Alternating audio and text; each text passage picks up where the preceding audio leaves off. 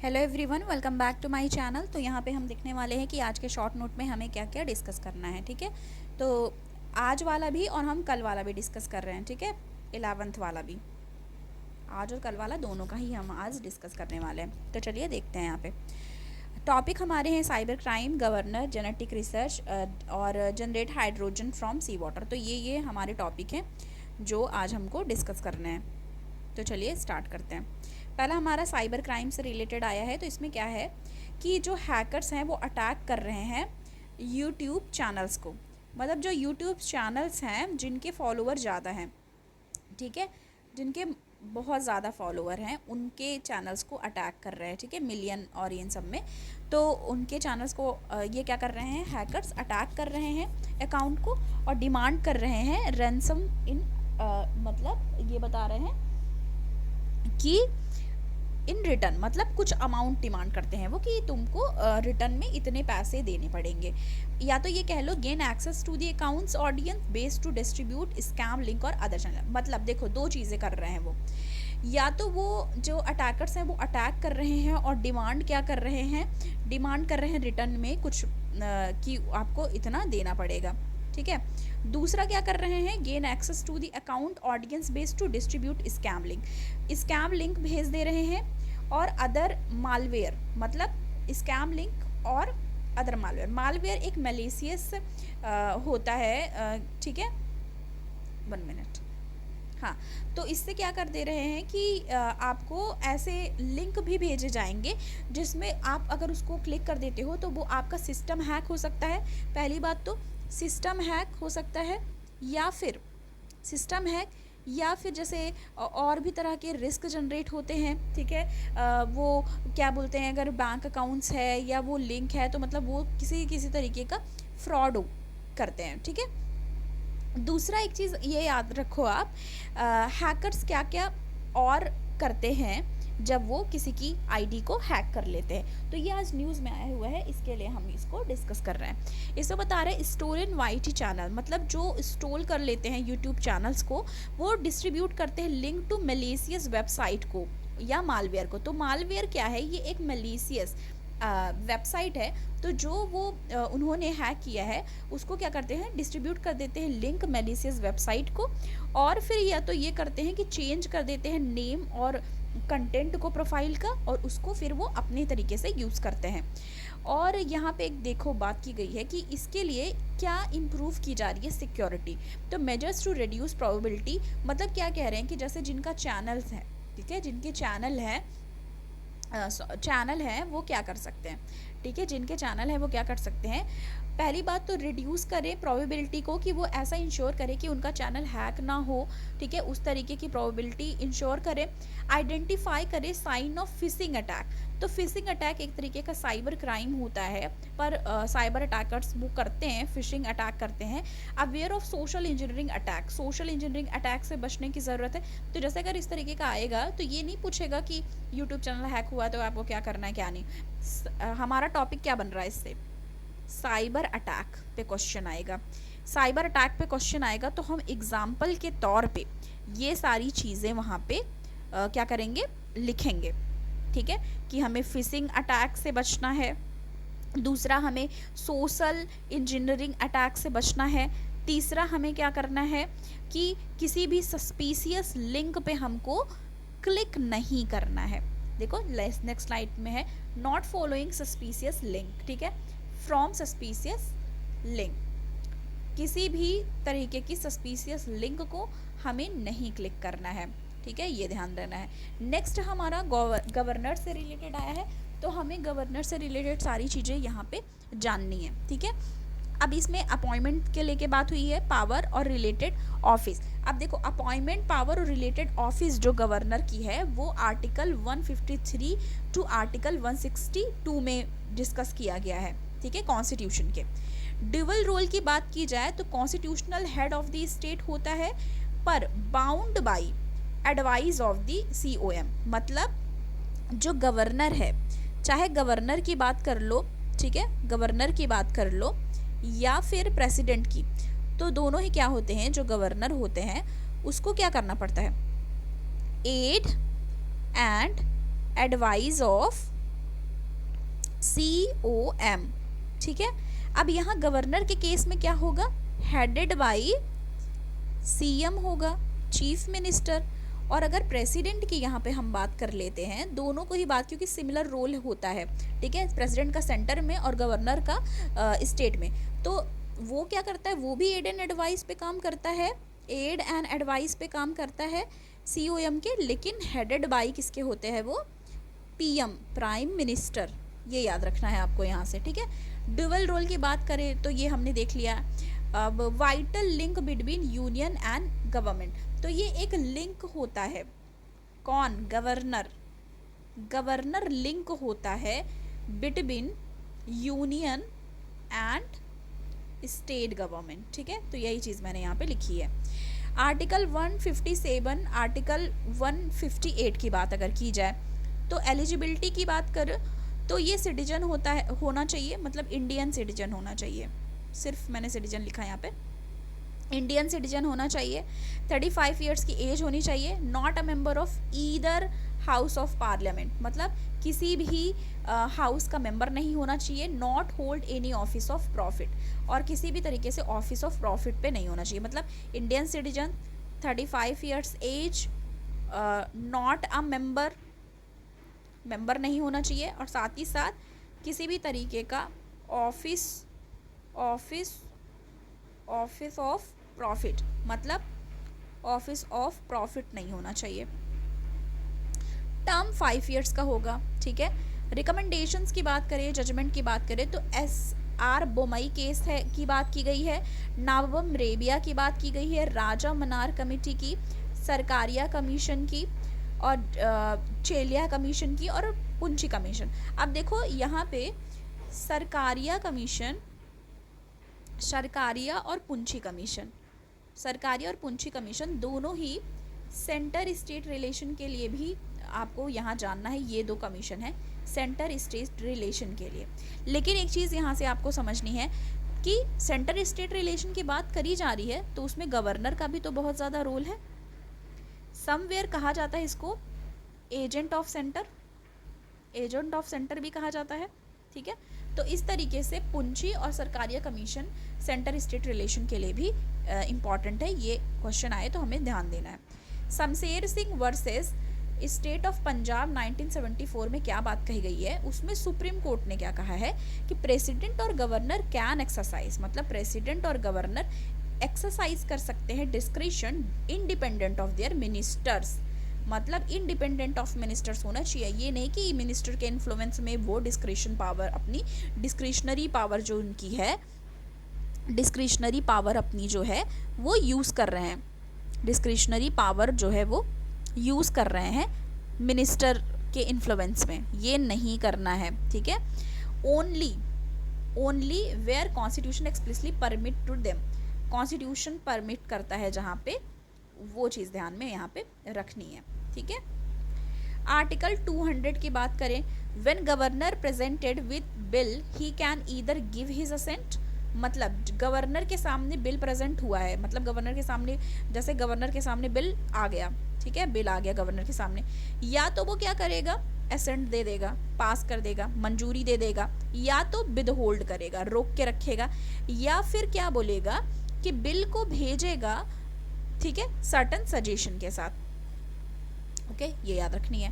अब अगर वो रिटर्न करता है, जैसे अगर बिल रिटर्न कर रहा है तो याद रखना, if not a money bill, money bill को ऐसे नहीं कर सकता है, ठीक है, not a money bill with message to reconsider bill as whole or any part of therefore, मतलब रिकंसीडरेशन के लिए भेज सकता है, ठीक है, बिल को, या तो होल पार्ट को रिकंसीडरेशन के लिए बोल सकता है, या फिर पर्टिकुलर कुछ पॉइंट्स को, पर्टिकुलर पार्ट जो होंगे उनके लिए, ठीक है, होल या पर्टिकुलर के लिए। हाउस क्या कर सकती है, हाउस जो है वो डिसाइड कर सकती है, क्या डिसाइड करेगी, हाउस जो है, 1 मिनट, हाउस है यहाँ पे, ठीक है, हाउस डिसाइड कर सकती है 6 मंथ में, हाउस के पास टाइम कितना है डिसाइड करने के लिए, 6 मंथ का, 6 मंथ के अंदर वो डिसाइड करेगी कि whether or not to accept his request.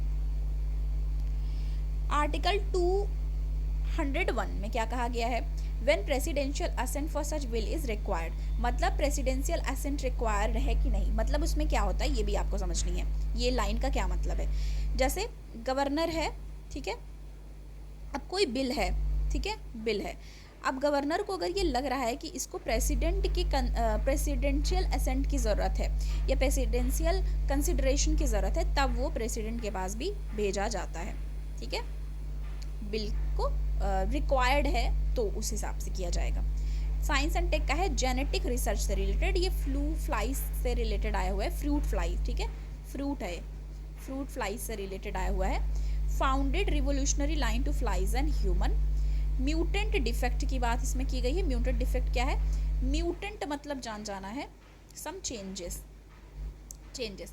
अब देखो इसका म्यूटेंट एक बार डिस्कस हुआ है, म्यूटेशन चेंज भी होता है, ठीक है, तो ये म्यूटेंट डिफेक्ट मतलब चेंजेस शो करता है। इमर्जिंग टेक्नोलॉजी, जीन क्लोनिंग की बात की गई है और जीन नेटवर्क। अब यहाँ से दो टेक्नोलॉजी की बात की गई है, दो एमर्जिंग टेक्नोलॉजी की बात की गई है। एमर्जिंग मतलब जो नई नई टेक्नोलॉजीज डेवलप हो रही हैं, ठीक है, तो न्यू एमर्जिंग टेक्नोलॉजीज की बात की गई है। तो एक जीन क्लोनिंग, जीन क्लोनिंग, दूसरी कौन सी बात की जा रही है, दूसरी बात की जा रही है जीन नेटवर्क की, जीन नेटवर्क की, दोनों हम देखेंगे, जीन क्लोनिंग और जीन नेटवर्क। अब जीन क्लोनिंग क्या करती है, हेल्प करती है अंडरस्टैंड करने के लिए, मतलब समझने के लिए, how gene network can determine development of a body. अब देखो पहले क्लोनिंग का मतलब समझ लो, क्लोनिंग का मतलब क्या होता है, क्लोनिंग का बात, क्लोनिंग हम समझने वाले हैं यहाँ से। क्लोनिंग एग्जैक्टली बना देना, जैसे कोई भी चीज़ है ना, एज इट इज, सेम, ठीक है, as it is, as it is, as it is उसको बना देना, ठीक है, सेम। तो आपने बहुत बार सुना होगा, ह्यूमन क्लोनिंग की भी बात सुनी होगी, या बायोटेक का ये पार्ट है, ये याद रखना आपको, बायोटेक का पार्ट है ये, ठीक है, बायोटेक, बायोटेक हमारा पार्ट है ना सिलेबस का, तो उसका पार्ट है। तो इसमें क्लोनिंग मतलब होता है सेम एज इट इज़ बना देना। How can some time cause inherited disorder, कि कैसे some time inherited disorder show करता है उसके लिए बात करें, तो इसमें कहा जा रहा है कि जीन क्लोनिंग हेल्प करेगा समझने के लिए कि कैसे जीन नेटवर्क जो है वो डिटरमाइन कर सकता है डेवलपमेंट ऑफ अ बॉडी, जैसे जिसमें सम टाइम इनहेरिटेड डिसऑर्डर आ सकते हैं, तो उसको डिटरमाइन करने के लिए, पहचानने के लिए वो मदद कर सकता है जीन क्लोनिंग, इसकी बात हुई है यहाँ पे। जीन नेटवर्क की बात करें, सेट ऑफ अ जीन और पार्ट ऑफ अ जीन, मतलब अगर डिफाइन करने की बात करें, डेफिनेशन, तो ये जान लो कि gene network set of a gene है या पार्ट ऑफ जीन, ठीक है, एक तरीके का सेट है जीन्स का या फिर पार्ट है जीन का। इंटरैक्ट विथ ईच अदर, मतलब सेट ऑफ जीन और part of gene interact with each other. देखो फिर से समझो, वो लाइन छोड़ दो, भूल जाओ, नया से समझो ध्यान से, कि सेट ऑफ जीन और पार्ट ऑफ जीन, मतलब सेट है जीन का या पार्ट है जीन का, वो इंटरैक्ट करता है एक दूसरे के साथ। सेट ऑफ जीन और part of gene interact with each other to control a specific cell, मतलब जो भी सेट है जीन का या पार्ट है जीन का, वो इंटरैक्ट करता है एक दूसरे के साथ कंट्रोल करने के लिए स्पेसिफिक सेल फंक्शन को।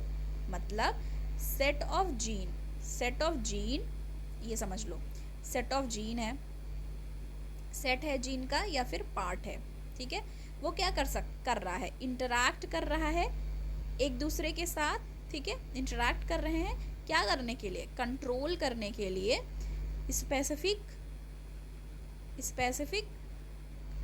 सेल फंक्शन को, ये याद रखना है। 1995 में क्या हुआ था, 3 साइंटिस्ट थे जिनको नोबेल प्राइज़ भी मिल चुका है। तो अगर इस तरह के क्वेश्चन आए कि जीन नेटवर्क में नोबेल प्राइज़ मिला है कि नहीं, तो ये याद रखना है कि हाँ 3 साइंटिस्ट थे जिनको नोबेल प्राइज़ मिल चुका है जीन नेटवर्क में 1995 में। नेक्स्ट हम आ जाएंगे यहाँ पे फ्लाइज के बारे में।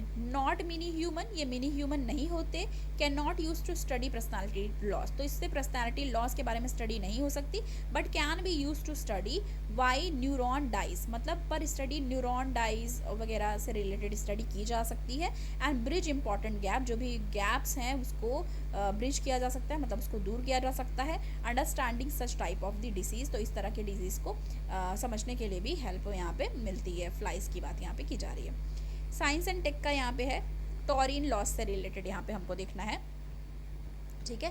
तो टॉरिन लॉस से रिलेटेड यहाँ पे हम देखेंगे क्या है।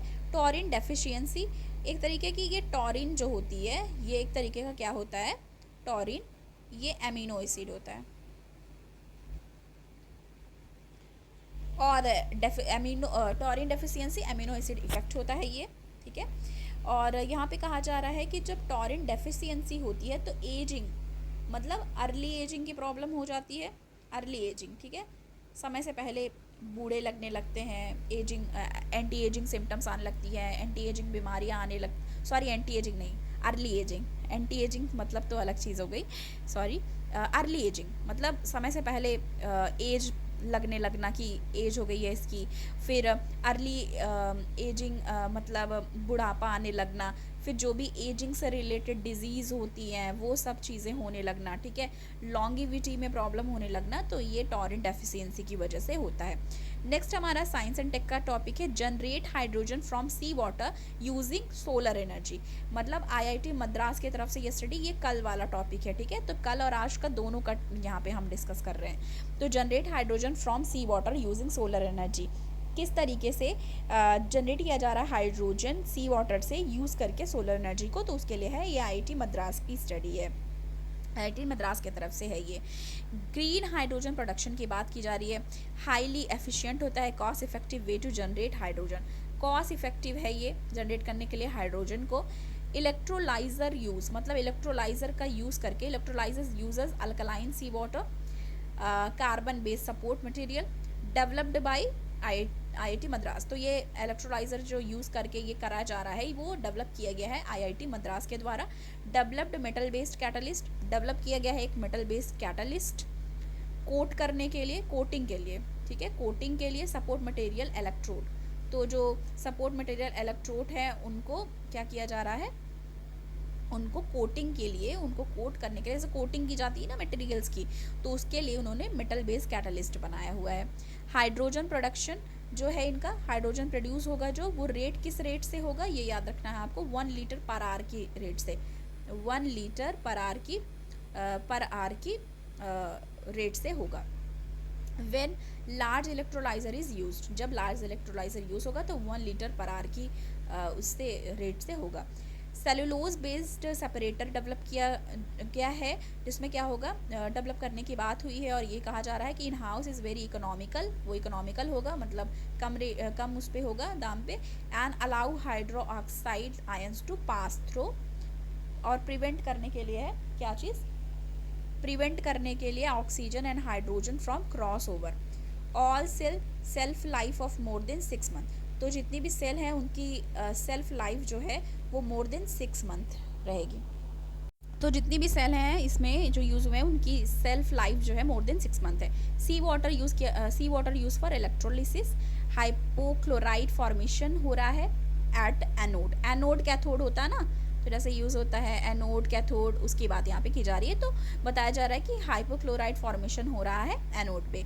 हाइपोक्लोराइड की बात करिए तो ये रिस्पॉन्सिबल होता है कोरोजन ऑफ द इलेक्ट्रोड, मतलब support material and complete with the oxygen evolution, मतलब एक तरीके से जंग वंग की जो प्रॉब्लम होती है उसकी बात यहाँ पे हो रही है। तो हमारी चीज़ें जो हैं वो हो गई, मतलब हमें जो डिस्कस करना था ये था आज का short note. Thank you so much. आज दोनों का हो गया, कल वाला भी और आज वाला भी। तो जैसे अगर मैं संडे को, जैसे एक दिन ब्रेक लेते हैं सब लोग, तो अगर मैं संडे को नहीं प्रोवाइड करा पाऊँगी तो मैं आपको क्या कर दूँगी, उसके दूसरे दिन संडे और मंडे दोनों का प्रोवाइड कर दूँगी, जैसे मैंने अभी किया। तो थैंक यू सो मच, मिलती हूँ आपको मैं नेक्स्ट वीडियो के साथ।